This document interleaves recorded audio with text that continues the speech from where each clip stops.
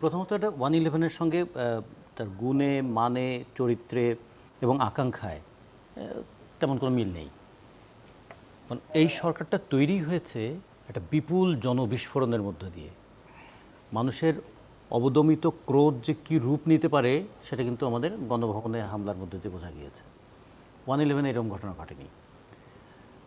ওখানে 111-এর সময় একটা মারামারি হয়েছিল, তার আগে 111-এর আগে একটা মারামারি হয়েছে, তারপরে নানা ঘটনার মধ্য দিয়ে এইরকম একটা পরিস্থিতি তৈরি হয়েছিল।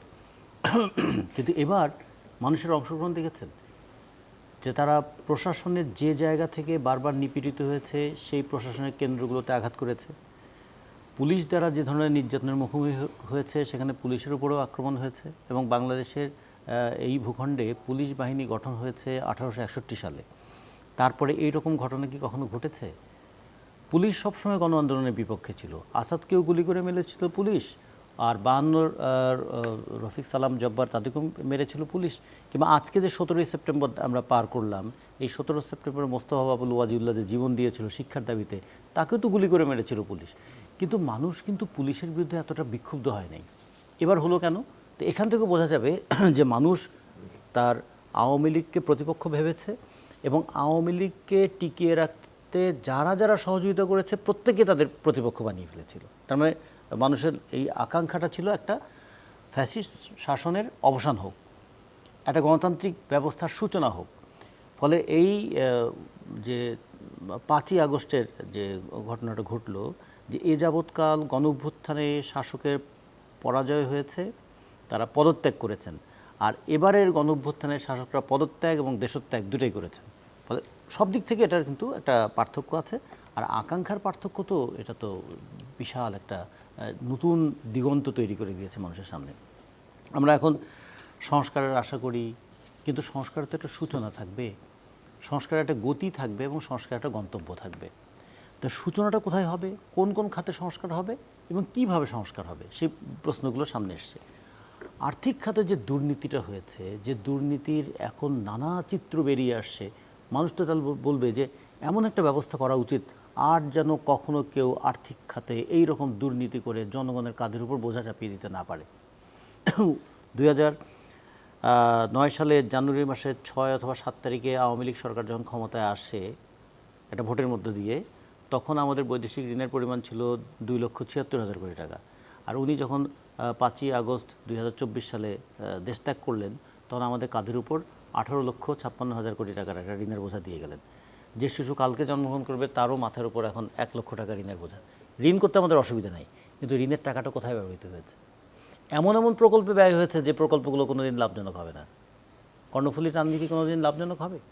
আমাদের মেট্রো রেল কি লাভজনক হবে? বলা হচ্ছে যে ভাড়া দিয়ে যদি আমি মেট্রো রেলের খরচ চালাতে চাই তাহলে 45 বছর লাগবে এই টাকা তুলতে। 35 বছরে তো মেট্রো রেলের তো আবার নতুন করে তার রিকনস্ট্রাকশন করতে হবে।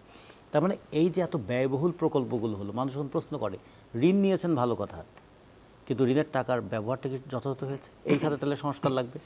তারপরে লাগবে আমাদের যদি বলি রাজনৈতিক খাতে সংস্কার লাগবে, যেটা হচ্ছে সবচেয়ে গুরুত্বপূর্ণ। যে এই সরকারকে বলছে আমরা অন্তর্বর্তীকালীন, তার মানে একটা অন্তর্বর্তীকালীন সময়, আগের ফ্যাসিস্ট সরকার, ভবিষ্যতের গণতান্ত্রিক সরকার, মাঝখানে একটা অন্তর্বর্তীকালীন সরকার। তিনি একটা ব্রিজ তৈরি করছেন, অতীতের ক্ষতগুলো তিনি নিরাময় করবেন এবং ভবিষ্যতে যেন একটা সুন্দর সমাজের দিকে আমরা যেতে পারি তার একটা পথ রচনা করবেন। এখন শেষ কথা বলে কি কোনো কথা আছে যে সংস্কারের সব কাজ শেষ করবেন?